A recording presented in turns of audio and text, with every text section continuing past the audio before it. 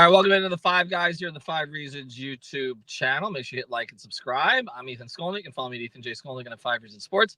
I got Alex Donno. You can follow him at Alex Donno. We're sponsored here today by our friends over at Prize Picks, legal in the state of Florida.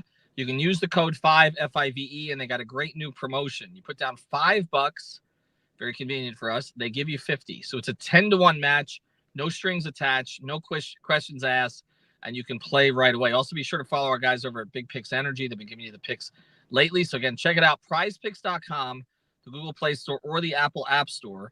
Download Prize Picks, use the code 5. And they got a prop also, Caleb Williams, half a passing yard for the entire season.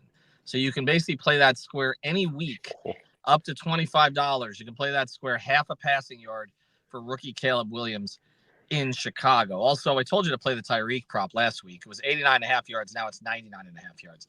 All right, Donno, let's get to this. And I see you got the U back there in the background. The U is back in the background. But big win over Florida.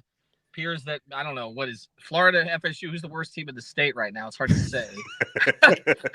It's got to be one of them because, UCF won their opening game last week. I'm not sure what USF did, to be honest. I think FAU lost, but I think Florida State might be the worst team in the state right now, Ethan, because they've lost not one but two games where they were double-digit favorites in both. Yep. They were like 11.5-point favorites against Georgia Tech when that one kicked off. 16.5-point favorites against Boston College last night. Like, at least like Florida lost to Miami. They got steamrolled, but like Florida were underdogs in that game. Florida State are losing everything as double-digit favorites. I'm in heaven right now. Yeah, I think St. Thomas would beat Florida State on a neutral field at this point, or Chaminade Madonna, or any of the local high schools. So we'll say this. There's not high expectations for Florida State, but there are high expectations for other teams. And you mentioned this before we came on. It's a little bit weird right now in this town because typically the highest expectations in town are for the team that I primarily cover, the Miami Heat. But that's not the case right now, I don't think. And I think as you look at the Heat, they're projected as maybe a 6 seed, 7 seed play-in type territory, waiting to see how Jimmy Butler reacts to kind of a frosty offseason with everything that's gone on there. And yet you have UM with a huge opener in Florida at the Swamp. You've got the Dolphins, kind of feeling pretty good about themselves and what was accomplished this offseason, kind of rebuilding the defense, new defensive coordinator, Tua with an extension, Tyreek with an extension, Mike McDaniel with an extension. Everybody got extended this offseason. Lots of money thrown around because they like this team. The Panthers are coming off the Stanley Cup. The Stanley Cup has been everywhere in the world right now. Yeah. They're coming back with essentially their top 6 forwards are back. Their goalie is back. Their top defenseman is back. At least their top 2 defensemen for right now. Who has the highest expectations in this town right now? Man, I'd like to say probably the Panthers coming off a Stanley Cup, and I know they couldn't keep everybody, but the core is back. I'm obviously, as everyone could see with my backdrop behind me, I'm feeling pretty overjoyed about the way the Hurricanes have started, but also keeping in mind that for as big as that win against Florida was, it's a marathon. It was the first game of a 12-game regular season. They have to keep up that sort of intensity and focus all year long. I'm also I'm pretty high on the Dolphins, Ethan, and I might be maybe sipping too much of the preseason Kool-Aid, but it's like seeing some of the rookies step up. We only saw Tua play one possession, but it was about as perfect as a drive as you can get in preseason. I don't feel great about, the backup quarterback situation. God forbid the Dolphins need to turn to a backup this year. Once they can get those receivers all healthy, I think the Miami Dolphins, hopefully you get that negativity from Vic Fangio out of your defense, and they're going to perform more at a consistent level this year. And then I can't help but think how South Florida would explode if both of your football teams are really good this year. That if you get a playoff run out of the Miami Dolphins, obviously I'd be so greedy as to ask for a Super Bowl. I haven't seen one in my lifetime, but if you can at least get like a playoff run where they've got everybody captivated in a mid to late January, if the Miami Hurricanes can make that 12-team playoff, I mean, listen, I know that South Florida has they've really become a basketball town, and the Gen Zs are probably more devoted to the Miami Heat than they are to any of the other local teams because the Heat haven't let them down nearly as much. But for the folks in our age bracket, Ethan, and for a lot of the people down here, it's still a football town, and they've just been waiting for the football teams to stop underachieving. If both teams are good, if the Hurricanes and the Dolphins this year are really good, then it's going to be a fun time for content for everybody around the Sports Network. I just want us to have some of that good mojo, but I think maybe a little bit of recency bias here, a little prisoner of their moment. But I'm kind of feeling most optimistic about the Hurricanes right now because they looked head and shoulders better than the Florida Gators, and they look physical. Cam Ward looks incredible. Yeah, look, we always go to this: is it a basketball town? Is it a football town? It's a football town when the football teams give it a reason to be so. So as you mentioned, I'm trying to remember the last time the Dolphins and the Hurricanes were both interesting in the same season. Oh, how far back, right? How far back are we going? I don't, right? I mean, the last time the Canes were kind of captivating was when they had the big win over Notre Dame. And how many years ago was that now? With 5 years? 7 years ago. It's 2017. Okay, and the Dolphins weren't very good that year. So the Dolphins were good in 16, right? The Dolphins were good in 08. I don't know what the Hurricanes were doing then, but I can't imagine it was good. Not good. I think that was the second year of Randy Shannon. So yeah, right. I don't remember the exact win-loss record, but it wasn't good. Okay, the Canes. And the Canes. We talk about the early 2000s. The Dolphins had those teams with Wannstedt, I guess, coming off the Jimmy years that had talent, but again, sort of underachieved.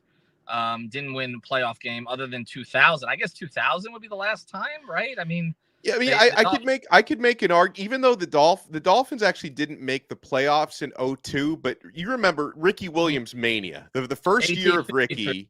1853. Over 1853, the insane rushing yardage of Ricky. Obviously the Hurricanes fell short. They were robbed in the NCAA championship game that year by that referee against Ohio State. But that was a really good Hurricanes, and you had the great running backs. Willis McGahee had 1,600 plus for the Hurricanes. Ricky Williams had 1,800 plus for the Dolphins. Those were both really exciting teams.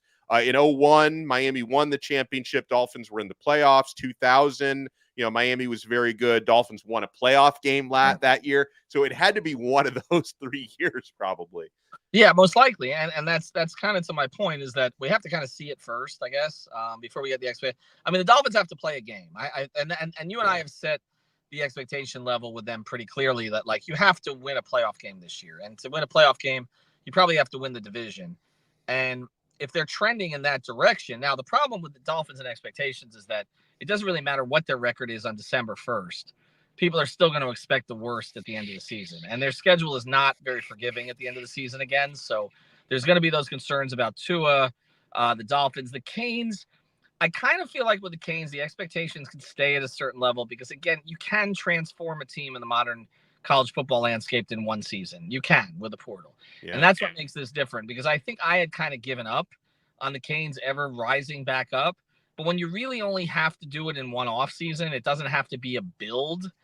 That's a different story. And so and I would argue, sorry to cut you off, but I would argue it's easier now to do a 1-year transformation in college football than it is in the NFL, because there's no salary cap, right? Just, I think the Hurricanes found a good mix of transfers, but also young talent that Cristobal recruited, because now I look back at what Florida State was last year with so many transfers, and then you're replacing all those guys with transfers, but the transfers you just brought in were not as good as the ones you brought in last year. And Mike Norvell doesn't recruit all that well at Florida State. So, but yeah, now a college football team, to your point, Ethan, can really transform from 1 year to a next, even in a way we don't see it in the NFL with free agency. Wouldn't it be amazing if Jason Taylor wins a playoff game with the Canes? When was the last time he won a playoff game with the Dolphins? I guess he was on that team in 2000. Yeah. It actually happens with the Hurricanes before them. I think, look, the question is really a 1-year thing or a long-term thing. I still feel like long term, if you were to say next 5 years, who do I trust most to consistently win in this market? I'm going to say the Heat until proven otherwise. But just this time capsule where you have the Canes have, as you said, reshuffled the deck, added a ton of talent, have arguably the most talented quarterback they've had in years and years, and ready to play. Not just talented; they've had talented quarterbacks. I mean, we made a lot of Wright, we made a lot of Kaya, we made a lot of all these different guys, right? But you have a guy who's actually proven he can win on this level, and he's ready made to step in, and that's different. And the Dolphins have the most talent they've had. I mean, Tyreek Hill's right. It's probably the most talented team he's played on in Miami, the most talented team we've seen. But both teams have some holes. The holes are a little different. The Canes are solidified on their lines. The Dolphins' lines are what worry me, particularly on the offensive line. So I want to see what that looks like. And then the Panthers are coming back again with their top 6 forwards. I mean, I guess Tarasenko would be the one, but like they're basically their top 6 forwards, and already Zito has shown he can replace guys like what he did bringing in Evan Rodriguez last year. So they had a bunch of quick signings right away, and probably a couple of guys, those guys will pop on the 3rd and 4th lines because he's earned the trust now where like you kind of believe when he brings in a guy, just like when the Heat bring in an undrafted guy, it's like, okay, that guy is going to contribute. So again, I think you can make the argument, and then we'll go to the break here and then come back and wrap this. I think you can make the argument that in the short term, in the next 12 months, I don't even count the Marlins. Okay. Inter, it depends whether Messi's playing or not. But although they've played pretty well without him. But of the 4 other teams, probably the expectation level is probably most muted for the Heat. Probably. I think that's fair. But I think over the long term, you figure they're gonna get it right. That's kind of where I would be with it. So I want to get your thoughts on a couple things, more things Canes and Dolphins related. When we come back, we do want to introduce a great sponsor. Well, we always introduce them, but they're here all the time with us. Jerseys 305. He has a new Dolphins drop. I saw a Tyreek Hill jersey on there, so make sure you check that one out. Lots of stuff from the past as well. Of course, he kind of has a mix of the nostalgia and the present and some of the more nostalgic jerseys of the present players. He does that as well. So check him out at jerseys305.com. Hey, it's Ethan Skolnick for the 5 Reasons Sports Network. We've got a great new sponsor that fits with us perfectly. It's called jerseys305.com. That's jerseys305.com. This is your home for dead stock and vintage jerseys from the Heat, Panthers, Dolphins, Marlins, and the other local teams. Their mission was born from a passion for wearing jerseys of the old styles and the past players. Jerseys 305 aims to make every fan stand out from the crowd with unique pieces that you don't commonly see anymore. Maybe 10, 15, 20 years ago, but not today. And Jerseys 305 was created by the fans, for the fans. They're diehards just like you. In fact, they're probably listening to this episode right now. So check them out, Jerseys 305, their partnership with 5 Reasons Sports, celebrating with a 10% discount on the next purchase using the code 5 at checkout. Unlock your exclusive savings on the entire vintage collection. All right, let's go to this here because I want to get your thoughts. And I know, again, check out Donno's work on Locked On Canes, which he does an excellent job there. So I'm not going to make you go through everything here. Probably there's some exclusive rights to your thoughts on all this. But give me the 60-second breakdown here of like what do they have to do to sustain this? Like, what do you see as the roadblocks for them in this season? Yeah, I think just learning to deal with success, I think is the big thing. Mario Cristobal talked about that in his Monday news conference, talked about having to stay mad, having to stay hungry, and having to stay pissed. I would like to think that with the leadership council, like, I've covered the Hurricanes for a long time, Ethan, and every now and then you'll get like a couple players, like Braxton Berrios was a really good leader. Shaquille Quarterman was a really good leader. You didn't have a bunch of those guys at the same time. And I think with people like Cam Ward and Xavier Restrepo and Jalen Rivers, the left tackle, Kiko Maui-Noa, the linebacker, Mish Powell, the new there's like 8 guys that are in the leadership council that I think are going to help this team stay pretty focused. Cause like, there's no doubt they're talented. And I do think this is the most talented the Hurricanes have been in a long time, but there have been other teams at Miami that we thought were talented, but they still find a way to step on the rake and just lose their focus. So I think that's really the big thing, Ethan. And obviously, staying healthy is a plus. I think they have enough enough depth to overcome, health at certain positions if need be. But really, to me, it's just staying focused and staying hungry. Like, I think Florida State lost their hunger. Somebody made the analogy that Florida State played like a hungry team last year. This year, they're playing like a team that's already been fed. And, obviously Miami hasn't had a full season of success the way Florida State did last year. But it's like, if these guys stay focused and just don't fall into some of the traps that Hurricanes teams of the past have fallen into, like, I think they can be really good. There's no reason not to, especially since a bunch of the teams that they're going to play this year look worse than we thought. Florida State looks really bad right now. Virginia Tech lost to Vanderbilt. They were 2-touchdown favorites in that game. Clemson, we thought they would lose to Georgia, but they looked awful. So it's like, and Clemson's not on the schedule this year, but you could face them in the ACC championship maybe. So the ACC looks wide open. No reason why the Hurricanes can't win it. That would be insane. I mean, how many years has it been, Donno? How many years in the ACC without winning it? 20. My God. I mean, really, it coincides with the Dolphins to a large degree. I mean, talking about the Dolphins, we're talking about 23, 24 years since the last playoff win, and the Heat have done all the winning. And I can tell you, Aaron Andrews, that Louisville game could be a trap. By the way, that's the game that I picked to lose late in the season. So we'll see that it could be late in the year. But Cap for Life, good for you to join us. Look, every expectation level is different with these different franchises. With the Dolphins at this point, to me, it's show progress. You just signed the coach to an extension. You signed to an extension. They got to win a home playoff game this year. They have to. Okay, if they don't, I don't want to hear excuses, injuries at the end of the year. They have to, as you said, go deep into January. That means winning 1 or 2 playoff games. Okay, AFC Championship game to me would be the level here that they should. And look, the AFC is brutal. I mean, there's no question. They're in the tougher conference by far. Even though things do change year to year, it's still going to be the tougher conference. The Heat, like winning, reaching the first round of playoffs and getting through the play-in, that's not good enough for that franchise. But I don't really see a path to more at the moment. They're gonna need complete health, a pop from Jaquez, possibly, we did a podcast on him today on 5 on the Floor, possibly a pop from Jovic, figure out the Rozier Hero situation. There's a lot. And then Jimmy comes in channeling his anger and frustration at opponents instead of the organization. It's a lot for Eric Spoelstra to manage.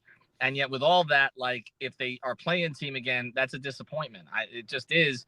And the Panthers, I think it's just having a very strong regular season and putting yourself in position for the playoffs. I don't think they have to win the President's Trophy or anything like that, but just show that they still have hunger. You mentioned Miami, FSU, and all that. Like, show that they still have hunger after winning, and I think they will. I don't think Barkov, Kachuk, I don't think they'll let that group slip. But interesting because, again, a little bit of a transition in this market. I'm still going to do 365 Heat podcasts, though. Anyway, Alex, thank you. Thanks to our sponsors, jerseys305.com. Also, Prize Picks. Get in on that code 5. Helps you, helps us. That keeps the network in business in a lot of different ways. And also, I think we provide the best coverage anywhere of getting you the right props. So check out all our coverage there. Thank you, Alex. We'll talk again on Thursday. Thank you. See ya.